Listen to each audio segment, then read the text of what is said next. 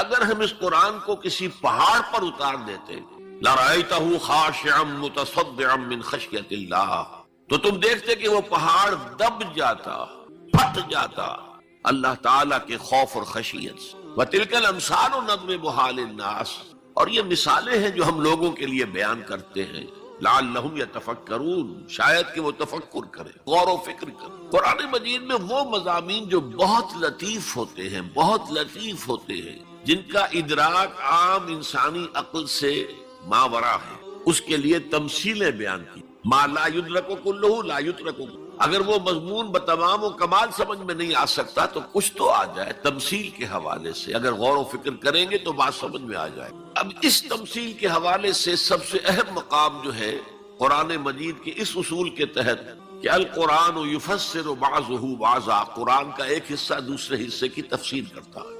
سورہ اعراف میں یہ واقعہ مذکور ہے کہ جب حضرت موسیٰ علیہ السلام کوہ طور پر گئے تورات لینے کے لیے، تو وہاں انہوں نے اللہ سے ایک خواہش کا، ایک درخواست کا اظہار کیا۔ مخاطبہ اور مکالمہ تو اس سے پہلے بھی ہو چکا تھا، اب یہ شوق رب ارنی انظر الیک، پروردگار اب دیدار بھی عطا فرما۔ پردے کے پیچھے سے بات تو ہوتی رہی ہے اور ہو رہی ہے، لیکن دیدار بھی عطا کر۔ اللہ نے فرمایا لن ترانی، تم مجھے ہرگز نہیں دیکھ سکتے، ولکن انظر الی الجبل، لیکن وہ سامنے والے پہاڑ پر نگاہ جماؤ، فَإِنِ اسْتَقَرَّ مَكَانَهُ فَسَوْفَ تَرَانِي، اگر وہ اپنے مقام پر قائم رہ جائے، ہم اپنی ایک تجلی اس پر ڈالیں گے، اگر وہ جھیل جائے اس تجلی کو تو تم بھی سوچنا کہ ہمارا دیدار کر سکو۔ فَلَمَّا تَجَلَّى رَبُّهُ لِلْجَبَلِ، جب اللہ نے اپنی تجلی ڈالی اس پہاڑ پر، جَعَلَهُ دَكًّا، تو وہ پھٹ گیا، ریزہ ریزہ ہو گیا۔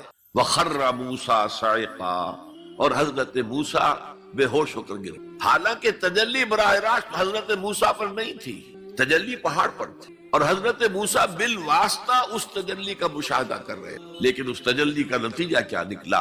پہاڑ پھٹ گیا، ریزہ ریزہ ہو گیا، اور حضرت موسیٰ بے ہوش ہو کر گرے۔ اب یہ واقعہ ہے، وہاں تو تمثیل بیان ہوئی اور یہ واقعہ ہے۔ تو جو اثر اللہ تعالیٰ کی ذات کی تجلی کا ہے، وہی اثر اللہ کی جو صفت ہے کلام، اس کی تجلی، اس لیے کہ صفت کس کی ہے؟ اللہ کی ہے۔ صفات ذات حق، حق سے جدا یا عین ذات، متکلمین اس مسئلے کا حل ہی نہیں کر پائے۔ کلام اللہ کی صفت ہے، اس کی صفت کی بھی وہی تاثیر۔ یہ آیت قرآن مجید کی عظمت کو واضح کرتی ہے جیسے کہ وہ ہے فی نفسہ ہی۔ اب دیکھیے کوئی چیز بہت عظیم ہے، بہت عظیم ہے، بہت عظیم ہے، اگر مجھے اس سے کوئی فائدہ نہیں تو مجھے اس سے کوئی دلچسپی نہیں ہوگی۔ تو اب جو دوسرا مقام میں آپ کو سنا رہا ہوں، یہ سورہ یونس کی 2 آیات، یہ ترتیب میں نوٹ کرا چکا ہوں، 1 آیت، 2 آیتیں، 4 آیتیں، 6 آیتیں، 8 آیتیں۔ فرمایا یا ایھا الناس قد جاءتکم موعظۃ من ربکم وشفاء لما فی الصدور وہدی ورحمۃ للمؤمنین قل بفضل اللہ وبرحمتہ فلذلک فلیفرحوا هو خیر مما یجمعون۔ اے لوگو، تمہارے پاس آ گئی ہے نصیحت، موعظت تمہارے رب کی۔ وہ صرف موعظت نہیں ہے، سینوں کے اندر جو روگ ہیں، جو امراض ہیں، ان کا علاج بھی ہے، شفا بھی ہے۔ شفاء لما فی الصدور، تیسرے درجے میں وہ ہدایت ہے، وہ بتاتی ہے کدھر جاؤ کدھر نہ جاؤ۔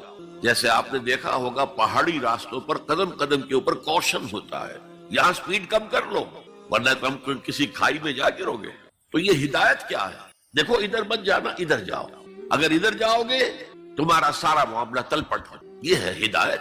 اور جو چیز دنیا میں ہدایت ہے وہ آخرت میں رحمت، ہدی ورحمۃ للمؤمنین۔ اب میں چاہتا ہوں ان 4 الفاظ میں جو ربط ہے اسے سمجھیں۔ دیکھیے اگر کسی ایسی زمین پر بارش برسے جو اوپر سے بہت سخت ہے تو پانی بہہ جائے گا، زمین میں جذب نہیں ہوگا تو کوئی رویدگی پیدا نہیں ہوگی۔ اگر دل سخت ہے تو قرآن مجید ان پر کوئی اثر نہیں۔ اس کے لیے سب سے پہلے موعظہ کی ضرورت ہے، واعظ کی ضرورت ہے، نصیحت کی ضرورت ہے، تاکہ دل نرم پڑ جائے۔ انسانی دل جب سخت ہوتے ہیں تو ان کی سختی چٹانوں سے زیادہ ہوتی ہے۔ سورہ بقرہ میں فرمایا ثم قست قلوبکم فہی کالحجارۃ او اشد قسوہ، یہودیوں سے خطاب ہے۔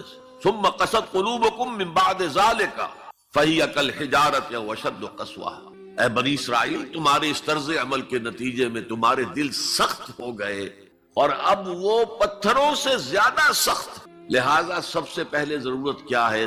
دل کی زمین کو نرم کیا جائے، اس میں حل چلایا جائے۔ یہ کام ہے موعظہ کا، وعظ کا، نصیحت کا۔ ہمارے معاشرے میں کسی زمانے میں وعظ کا بڑا رواج تھا، آج کل یہ چیز ختم ہو، بلکہ وعظ کو گھٹیا بات سمجھا جاتا ہے۔ بھائی کوئی عقلی بات کرو، کوئی علمی بات کرو، تم تو وعظ کہہ رہے ہو، گویا کہ وعظ گھٹیا چیز۔ وعظ سے دل میں رقت پیدا ہو، نرمی پیدا ہو۔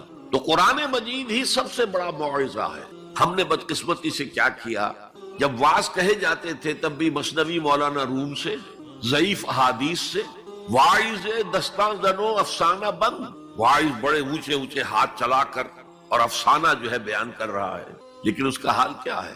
از خطیب و دیلمی گفتارے ہوں، بعض ضعیف و شاذ و مرسل کارے ہوں۔ وہ خطیب بغدادی یا دیلمی کی جو احادیث ہیں، جو سب سے گھٹیا درجے کی کتابیں حدیث کی، سب سے کم تر درجے کی کتابیں حدیث، ضعیف کتابوں کے یوں سمجھئے کہ بہت بڑے مجموعے، وہاں سے وہ حدیثیں لا رہا ہے۔ از ضعیف و شاذ و مرسل کارے ہوں، ضعیف حدیث، شاذ حدیث، مرسل حدیث سے وہ بیان کر رہا ہے۔ قرآن سے اس کا کوئی تعلق نہیں۔ قرآن مجید سب سے بڑا واعظ ہے۔ یا ایھا الناس قد جاءتکم موعظہ، یہ دل کو جب نرم کرتا ہے تو پھر اس میں جذب ہوتا ہے، یہ سیکنڈ سٹیپ ہے اس کا۔ اور جب دل میں جذب ہوگا تو دل کے اندر کی بیماریوں کو دور کر دے گا۔ دل کے اندر کی بیماریاں کون سی ہیں؟ تھرومبوسس نہیں، انجائنا نہیں، وہ اور ہے۔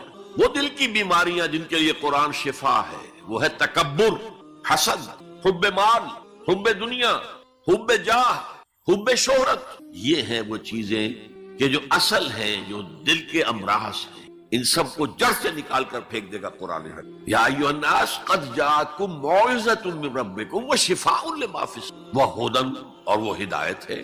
انفرادی زندگی کے لیے بھی ہدایت ہے، اجتماعی زندگی کے لیے بھی ہدایت ہے۔ کبھی اگر سورہ فاتحہ پر آپ غور کریں، جو ہماری نماز کا جزو لازم ہے، تو ہم پہلے کہتے ہیں الحمدللہ رب العالمین الرحمن الرحیم مالک یوم الدین ایاک نعبد و ایاک نستعین۔ یہ ہدایت تو ہمیں پہلے ہی ملی ہوئی ہے۔ پھر جو ہم کہتے ہیں اہدنا الصراط المستقیم، اللہ کو ہم نے پہچان لیا، اسے رب العالمین مان لیا، اسے رحمان مان لیا، اسے رحیم مان لیا، اسے روز جزا کا حاکم مطلق مان لیا، تو اب کون سی ہدایت رہ گئی؟ ہدایت تو آ گئی۔ اب اصل ہدایت جو درکار ہے وہ ہے جو ریلیونٹ ہے آج کے دور میں، جو اجتماعی نظام ہے انسانوں کا۔ اس کے لیے انسان بالکل بے بس، اس کی عقل جو ہے اجتماعی نظام عدل قائم نہیں کر سکتی۔ انفرادی طور پر نیکی اور بدی کا علم میرے اور آپ کے نفس کے اندر ودیعت شدہ ہے۔ وَنَفْسٍ وَمَا سَوَّاهَا فَأَلْهَمَهَا فُجُورَهَا وَتَقْوَاهَا، یہ موجود ہے۔ لیکن یہ کہ معاشرتی نظام میں عورت اور مرد کے درمیان کیا توازن، ان کے حقوق و فرائض کا توازن دنیا میں کیا ہوتا رہا ہے اور ہو رہا ہے آج بھی؟ یا عورت جوتی کی نوک کے برابر ہے، کوئی اس کی حیثیت نہیں، بھیڑ بکری کی طرح ملکیت ہے، اس کے کوئی حقوق نہیں۔ اور یا عورت کلوپیٹرا بن کر پورے ملک کی قسمت کا بیڑا غرق کرتی، انسانوں کے شانہ بشانہ ہو کر وہ در حقیقت خاندانی نظام کو برباد کرتی ہے۔ ان دونوں کے درمیان توازن کیسے قائم کیا جائے؟ اب آپ سوچئے، تجزیہ کیجئے۔ اگر مرد سوچے گا، نظام بنائے گا، تو وہ اپنے احساسات سے تو واقف ہے، عورت کے احساسات و جذبات سے تو واقف نہیں ہے۔ عورت نظام بنائے گی تو وہ اپنے احساس و جذبات سے واقف ہے، وہ مرد کے احساسات و جذبات سے واقف نہیں ہے۔ یہ عادلانہ نظام وہی ہستی دے سکتی ہے جس نے مرد کو بھی پیدا کیا، عورت کو بھی پیدا کیا۔ ایک ایمپلائر ایمپلائی ریلیشن شپ ہے، کارخانے دار ہے، وہ لوگوں کو رکھتا ہے مزدور۔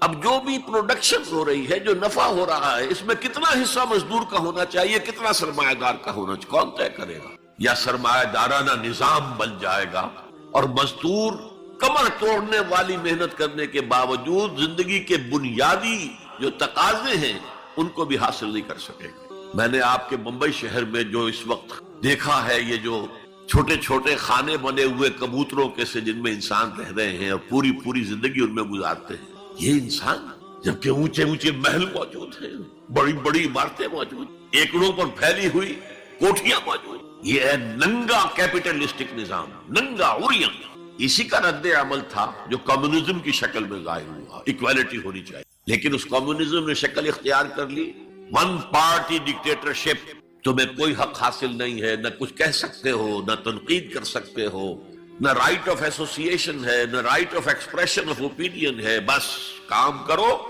تنخواہ لو، روٹی کھاؤ، اللہ اللہ خیر سب۔ یہی وجہ ہے کہ وہ نظام بھی مر گیا۔ اسی طریقے سے کسی بھی نظام میں اگرچہ حاکم مطلق تو اللہ ہے، پھر بھی کوئی نظام آپ بنائیں گے تو کچھ حکام ہوں گے، اولو الامر ہوں گے. خلافت راشدہ میں بھی تھے نا، امیر المومنین تھے، اولو الامر تھے. عوام میں اور ان کے درمیان حقوق و اختیار کا توازن کیا ہو، کون طے کرے گا؟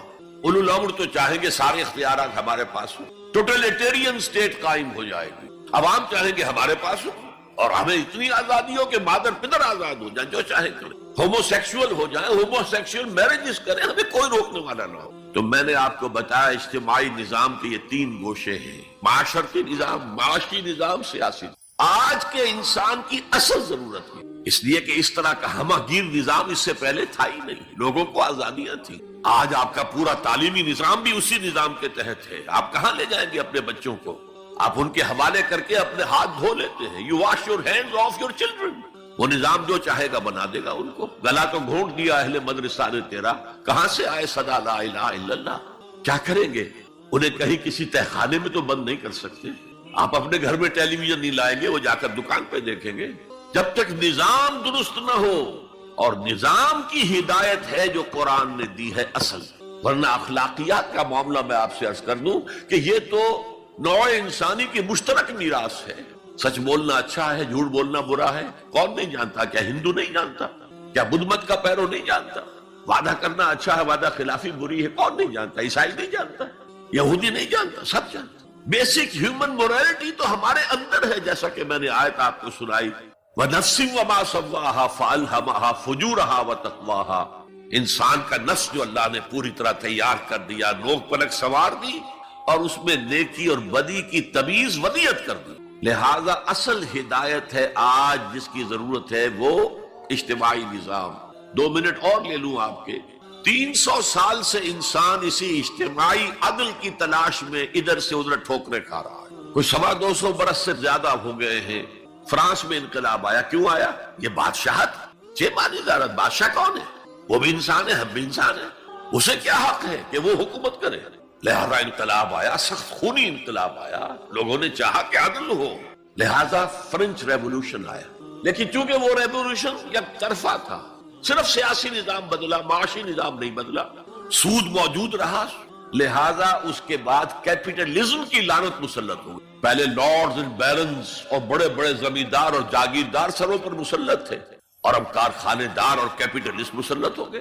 آج کی جمہوریت کیا ہے؟ دس از دی ڈکٹیٹرشپ آف دی کیپٹلسٹ. یہ تو اصل میں کیپٹلزم ہے، کیپٹلسٹ کی ڈکٹیٹرشپ ہے جس وقت ہو رہی ہے. اچھا، اس سے نجات پانے کے لیے چھلانگ لگائی دوسری طرف کمیونزم. تو وہ میں آپ کو بتا چکا، وہاں انفرادی آزادی ختم ہو گئی، اب وہ بھی مر گیا.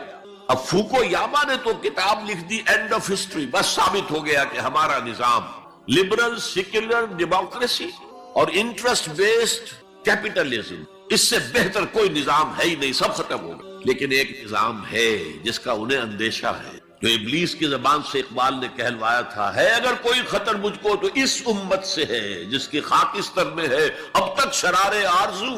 خال خال اس قوم میں اب تک نظر آتے ہیں، وہ کرتے ہیں اشک سحر گاہی سے جو ظالم وضو.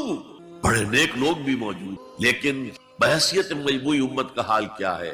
جانتا ہوں میں یہ امت حامل قرآن نہیں، جانتا ہوں میں یہ امت حامل قرآن نہیں ہے، وہی سرمایہ داری بندہ مومن کا دین. جانتا ہوں میں کہ مشرق کی اندھیری رات میں بے ید بیضا ہے پیران حرم کی آستین. پیر ہیں، مرشد ہیں، ان کی آستینوں میں ید بیضا نہیں ہے، حضرت موسیٰ والا. بہرحال فوکویاما کی نفی کی پھر بعد میں، اور کتاب لکھی گئی کلیش آف سیویلائزیشنز، تہذیبوں کا ٹکراؤ ابھی آئے گا. تو میں اس سے زیادہ اس ایشو پر نہیں جانا چاہتا. ہدایت، انفرادی ہدایت بھی قرآن میں ہے، اور سب سے بڑھ کر اجتماعی ہدایت جس کی آج کے انسان کو سب سے زیادہ ضرورت ہے، سسٹم آف سوشل جسٹس جو صرف اللہ دے سکتا ہے. اس لیے کہ کارخانے دار بھی اسی کی مخلوق ہے اور مزدور بھی اسی کی مخلوق. جو اولو الامر ہے وہ بھی اسی کے پیدا کرنا ہے، اور جو عوام ہے وہ بھی اسی کے پیدا کرنا ہے. مرد بھی اسی کا پیدا کرنا ہے، عورت بھی اس کی پیدا کرتا ہے. جیسے ایک حدیث میں آتا الخلق عیال اللہ، تمام مخلوق اللہ کے کلبے کے مانند. وہ عدل دے گا، وہ سوشل جسٹس دے گا، وہ توازن دے گا آپ کو معاشرتی نظام میں، معاشی نظام میں، سیاسی نظام. اس کا نتیجہ چوتھا جو نکلے گا رحمت للمومنین. اب وہ رحمت ہوگی آخرت. جیسے حضور نے فرمایا الزہراوین نام دیا سورہ بقرہ کو اور سورہ آل عمران کو. الزہراوین، زہرا کہتے ہیں بہت تابناک حضرت فاطمہ زہرا رضی اللہ تعالی عنہ. الزہراوین یہ دو بدلیوں کی صورت میں میدان حشر میں ظاہر ہوں گی، اور جو ان سے محبت کرنے والے تھے ان پر سایہ کریں گی، جبکہ کسی کے لیے کوئی سایہ نہیں. تو یہ رحمت کا ظہور ہوگا قرآن کا قیامت کے. اب اگلی آیت دیکھیے، قل بفضل اللہ وبرحمتہ، اے نبی ان سے کہہ دیجئے یہ اللہ کے فضل اور اس کی رحمت کا مظہر ہے کہ اس نے تمہیں قرآن مجید جیسی کتاب ہدایت دی، جو موعظہ بھی ہے، شفاء لما فی الصدور بھی ہے، دنیا میں ہدایت بھی ہے، آخرت میں رحمت بھی ہے. قل بفضل اللہ وبرحمتہ فبذلک فلیفرحوا، اگر جشن منانا ہے تو اس کا مناؤ، خوشیاں منانی ہے تو اس کی مناؤ. ہوا خیر مما یجمعون، یہ دولت ان تمام چیزوں سے زیادہ قیمتی ہے جو انسان جمع کرتا ہے. دولت جمع کرتا ہے، مال، اسباب، جائیداد، کاروبار، اور محل بناتا ہے، اس میں بڑا اعلیٰ فرنیچر رکھتا ہے، اس میں لا کر ڈیکوریشن پیسز کہاں کہاں سے پوری دنیا سے لا کر رکھتا ہے. ان سب سے کہیں زیادہ قیمتی شے قرآن ہے. اب آئیے 4 آیات سورہ رحمان کی اولین 4 آیات. الرحمن، یہ جملہ نہیں بنا، یہ تو صرف مبتدا ہے، لیکن آیت پوری ہے. الرحمن علم القرآن خلق الانسان علمہ البیان. یہ اصل میں جو 4 آیتیں، ان میں 4 چوٹی کی چیزوں کا بیان ہے، ٹاپ موسٹ چیزیں. اللہ کے ناموں میں سب سے پیارا نام رحمان ہے، اگرچہ قرآن میں کثرت سے آیا ہے اللہ. وہ کیوں؟ اہل عرب صرف اسی نام سے واقف تھے، اللہم اللہم دعائیں مانگا کرتے. اور آپ کو معلوم ہے سورہ فرقان میں تو اعتراض بھی انہوں نے کیا، یہ رحمان کا کون ہے، ہم تو جانتے نہیں ہیں، یہ کہاں سے لے آئے ہوئے محمد تم رحمان صلی اللہ علیہ وسلم. لیکن آپ غور کریں تو سب سے پیارا نام رحمان ہے. دیکھیے رحمت سے یہ 2 نام بنائے گئے، الرحمن الرحیم. 113 مرتبہ تو تمام سورتوں کے سے پہلے یہ آیت موجود ہے، الرحمن الرحیم، بسم اللہ الرحمن الرحیم. سورہ فاتحہ میں الحمدللہ رب العالمین الرحمن الرحیم. ان میں فرق کیا ہے؟ یہ جو فعلان کا وزن ہے، اس پر جو عربی میں لفظ آتے ہیں، اس میں کسی صفت کی ہیجانی کیفیت، طوفانی کیفیت، ٹھاٹھے مارتا ہوا سمندر، پہاڑوں ایسی لہریں، اسی سے غضبان بنا ہے، انتہائی غضبناک، بہت غصہ. اسی سے جوعان بنا ہے، بھوک سے مر رہا ہوں میں، انا جوعان. اسی سے عطشان بنا ہے، میں پیاسا مر رہا ہوں. اللہ کا لفظ، اللہ کا نام رحمان ظاہر کر رہا اللہ کی رحمت ٹھاٹھے مارتے ہوئے سمندر کی طرح ہے. اور رحیم فعیل کے وزن پر ہے، جس میں دوام ہوتا ہے، تسلسل. تو اللہ کی رحمت جہاں ٹھاٹھے مارتے ہوئے سمندر کی طرح ہے، ساتھ ہی وہ آہستگی کے ساتھ مسلسل بہنے والے دریا کے مانند بھی ہے، تسلسل کے ساتھ.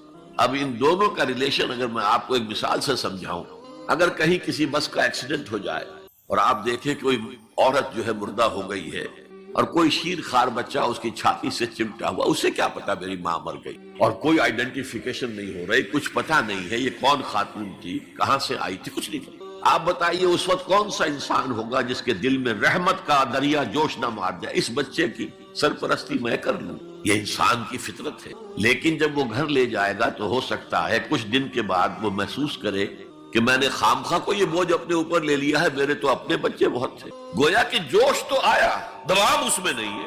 اللہ کی رحمت ٹھاٹھے مارتے ہوئے سمندر کی طرح بھی ہے اور اس میں دوام ہے، دریاؤں کا سا دوام تسلسل سے بہنے والا. اور سب سے پیارا میں کیوں کہہ رہا ہوں یہ نام، ہمیں سب سے بڑی ضرورت رحمت کی. دیکھیے اللہ رازق ہے، اللہ رازق ہے، ہمیں رزق دیتا تاکہ ہم زندہ رہیں، اور اس نے ہمیں زندگی اس لیے دی ہے لِيَبْلُوَكُمْ أَيُّكُمْ أَحْسَنُ عَمَلًا، تاکہ تمہارا امتحان لے.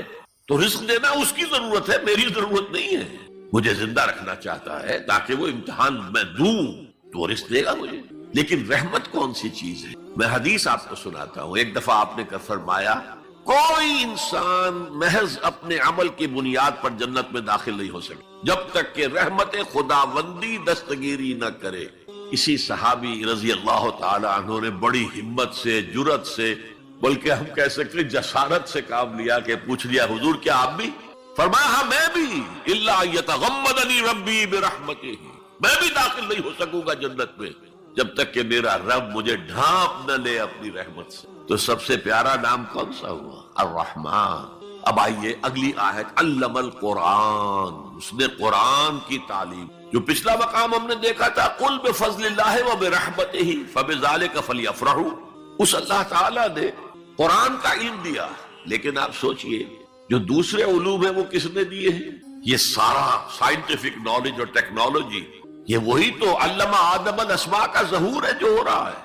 پوٹینشلی یہ سارا مادی علم حضرت آدم کی شخصیت میں ودیعت کر دیا گیا تھا، پوٹینشلی، جیسے آم کی گٹھلی میں پورا آم کا درخت ہے، علم آدم الاسماء کلھا، تمام نام سکھا دیا، اور ساتھ ہی وہ ایپریٹس دے دیا جس سے کہ یہ علم جو پوٹینشل تھا یہ ایکسفولیٹ ہو سکے، یہ کھلے، جیسے کہ کلی بند ہوتی ہے پھر کھلتی ہے تو 5 پتیاں ظاہر ہوں، ایکسفولیشن۔ وہ ایپریٹس کیا ہے؟ ان السمع والبصر والفؤاد کل اولئک کان عنہ مسئولا، کانوں سے سنو، آنکھوں سے دیکھو، اس دماغ میں سینس ڈیٹا فیڈ کرو، پروسیس کرو، نتیجہ نکالو، میموری کے حوالے کر دو، اور سوچو اور دیکھو اور مشاہدہ کرو، نتائج اس سے نکالو، پچھلی میموری سے اس کو ٹیلی کرو، کوئی نئی چیز مل گئی ہے تو اس کو بھی سٹور کر لو۔ یہی ہے نا۔ میں مثال دیا کرتا ہوں کہ کسی شخص نے ہمارے آباء و اجداد میں سے کوئی 1000ویں پیڑھی ہماری ہوگی، ابھی تک انسان کسی سورس آف انرجی سے واقف نہیں تھا، پھل کھاتا تھا یا گوشت کچا کھاتا تھا۔ کسی شخص نے دیکھا کہ اوپر سے ایک چٹان گری اور نیچے بھی چٹان تھی، تو آگ کا شعلہ برآمد ہو گیا۔ اوہ یہ کیا ہے؟ اب اس نے ویریفائی کرنے کے لیے 2 پتھر لیے، ٹکرائے، شعلہ پیدا ہو گیا، آگ ایجاد ہو گئی، the most primary source of energy. اس سے آگے کسی نے دیکھا کہ ہانڈی چڑھی ہوئی ہے چولہے کے اوپر اور ڈھکنا اس کا ہل رہا، اسے کون ہلا رہا ہے؟ کوئی جن ہے، بھوت ہے، کون ہے؟ بعد میں معلوم نہیں، یہ سٹیم ہے، سٹیم میں طاقت ہے، سٹیم انجن ایجاد ہو گئے، چل پڑی گاڑیاں، فرنٹیئر میل آتا تھا پشاور سے بمبئی تک، چلا رہا ہے اسی سٹیم انجن سے۔ تو یہ علم ہمارا تدریجاً آگے بڑھا، لیکن یہ دیا ہوا اللہ کا ہے۔ لیکن تمام علوم میں چوٹی کا علم قرآن کا علم۔ میں کہہ رہا تھا نا، ان 4 چیزوں میں 4 چوٹی۔ اللہ کے ناموں میں سب سے پیارا نام رحمان، جو علم اس نے دیا تمام مخلوقات میں، اس میں چوٹی کا علم جو ہے وہ قرآن کا علم۔ اب آئیے، خلق الانسان، پھر سوچے انسان کو پیدا کیا تو کیا جنوں کو نہیں کیا؟ کیا فرشتوں کو نہیں کیا؟ کیا یہ گیلیکسیز پیدا نہیں کی؟ کیا چاند اور سورج نہیں پیدا کیا؟ کیا ہماری زمین کے اوپر زندگی کی جو شکلیں ہیں، نباتاتی اور حیواناتی، یہ چرند ہیں اور پرند ہیں اور مچھلیاں ہیں، کس نے پیدا کی؟ سب کچھ اس نے پیدا کیا، لیکن اس کی کریشن کا کلائمیکس انسان، سب سے بڑی اس کی تخلیق انسان، جو مسجود ملائک بن گیا۔ فسجد الملائکۃ کلھم اجمعون، کس قدر تاکید ہے، سجدے میں گر گئے تمام فرشتے، کل کے کل فرشتے جمع ہو کر 3 مرتبہ۔ کہیں شبہ رہ جائے جبرائیل نے نہیں کیا ہوگا سجدہ یا اسرافیل، نہیں، کلھم اجمعون۔ یہ انسان شاہکار ہے اللہ کی تخلیق کا۔ فرمایا ہے خلقتہ بیدی، اے ابلیس تو اس آدم کو سجدہ نہیں کرنا چاہتا جسے میں نے اپنے دونوں ہاتھوں سے بنایا۔ کیا معنی اس کے؟ اللہ کے 2 ہاتھ کیا ہیں؟ الا لہ الخلق والامر، 2 عالم ہیں، ایک عالم امر ہے، ایک عالم خلق ہے۔ عالم امر میں اللہ کے حکم کی تعمیل چشم زدن میں ہو جاتی ہے، انما امرہ اذا اراد شیئا فانما یقول له کن فیکون۔ اور عالم خلق میں وقت لگا۔ آم کی گٹھلی سے درخت تو بنے گا آم کا، لیکن کتنے سال لے گا؟ ماں کے پیٹ میں بچہ پرورش تو پائے گا، لیکن 9 مہینے لے گا۔ اللہ نے فرمایا کتنی جگہ پر میں نے آسمان اور زمین 6 دنوں میں پیدا کی۔ عالم خلق میں ٹائم کا ایلیمنٹ ہے، عالم امر میں کوئی ٹائم نہیں۔ عالم امر سے تعلق رکھنے والی صرف 2 مخلوقات ہیں، فرشتے اور انسانی ارواح۔ یسألونک عن الروح قل الروح من امر ربی۔ اور عالم خلق سے ہمارا یہ جسم ہے، حیوانی وجود ہمارا جو زمین سے آیا ہے، منہا خلقناکم وفیہا نعیدکم ومنہا نخرجکم تارۃ اخری۔ یہ یہاں سے آیا پھر یہی چلا جائے گا، روح وہاں سے آئی اور وہی لوٹے گی۔ انا للہ وانا الیہ راجعون، یہ ہمارا جسم تو نہیں جائے گا۔ الرحمن علم القرآن خلق الانسان علمہ البیان۔ انسان کو جو صلاحیتیں دی اللہ نے، ان میں سب سے بڑی صلاحیت قوت بیان ہے۔ اس لیے انسان کو اہل منطق کہتے ہیں حیوان ناطق، بولنے والا حیوان۔ یہ اپنے آپ کو ایکسپریس کرنے کی صلاحیت۔ یہ تمام صلاحیتوں میں چوٹی کی صلاحیت ہے۔ دیکھیے ہمیں آنکھیں دی ہیں، حیوانوں کی بینائی ہم سے کہیں زیادہ ہے۔ ایسے حیوان بھی ہیں کہ جنہیں لائٹ کی ضرورت ہی نہیں، بغیر روشنی کے دیکھتے ہیں۔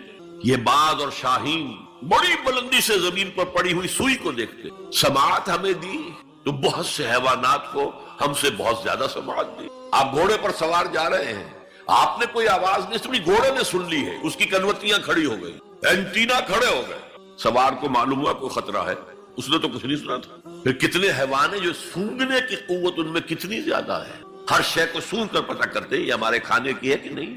اصل صلاحیت جو انسان کی صلاحیت ہے وہ قوت بیان ہے۔ آپ کو معلوم ہے بڑے بڑے وکیل ایک پیشی کے 5 لاکھ روپیہ لے رہے ہیں، کیوں؟ ان کے اندر بیان کی صلاحیت زیادہ ہے، جو مقدمے کو خوبصورتی سے پیش کر سکتے۔ ورنہ وہی قانون پڑھنے والے جو ہیں وہ کلا وہ جوتی پٹخار سے پھرتے ہیں، کوئی ان کو پوچھتا نہیں۔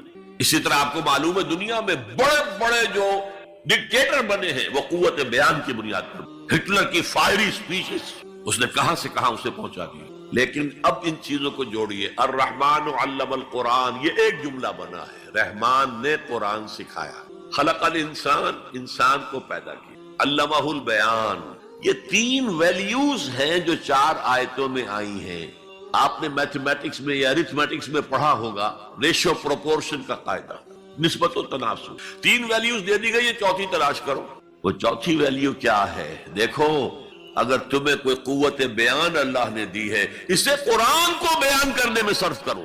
جیسے ہم کہتے ہیں کہ توپ سے مکھی نہیں ماری جاتی، توپ جتنی بڑی شے ہے وہ مکھی مارنے کے لیے تو استعمال نہیں ہوتی۔ تمہیں اللہ نے قوت بیان دی ہے، اسے صرف پیسے کمانے کے لیے استعمال نہ کرو، اسے لیڈری چمکانے کے لیے استعمال نہ کرو، اس قوت بیان کو اس قرآن کے بیان کرنے میں استعمال کرو۔ یہ جو نتیجہ نکلا ہے یہ ایک حدیث میں آیا ہے، اور اس میں عجیب لطف ہے، الرحمن علم القرآن خلق الانسان علمہ البیان عن عثمان ابن عفان، وہی جو ہے قافیہ چلا آ رہا ہے، بخاری شریف کی روایت ہے، خیرکم من تعلم القرآن وعلمہ، تم میں سے بہترین لوگ وہ ہیں جو قرآن سیکھیں اور سکھائیں، پڑھیں اور پڑھائیں، سمجھیں اور سمجھائیں۔ یہ بہترین ہے، اس کو بہتر نہ کہیں۔ یہ خیر کے بعد من آ جائے گا تو یہ کمپیریٹیو ڈگری ہوگی، انا خیر منہ، ابلیس نے کہا تھا میں اس آدم سے بہتر ہوں، خلقتنی من نار خلقتہ من طین، مجھے تو نے آگ سے بنایا، اسے مٹی سے بنایا۔ اگر من نہ آئے تو یہ سپرلیٹیو ڈگری ہے، خیرکم، تم میں سے بہترین لوگ وہ ہیں جو قرآن سیکھیں اور سکھائیں۔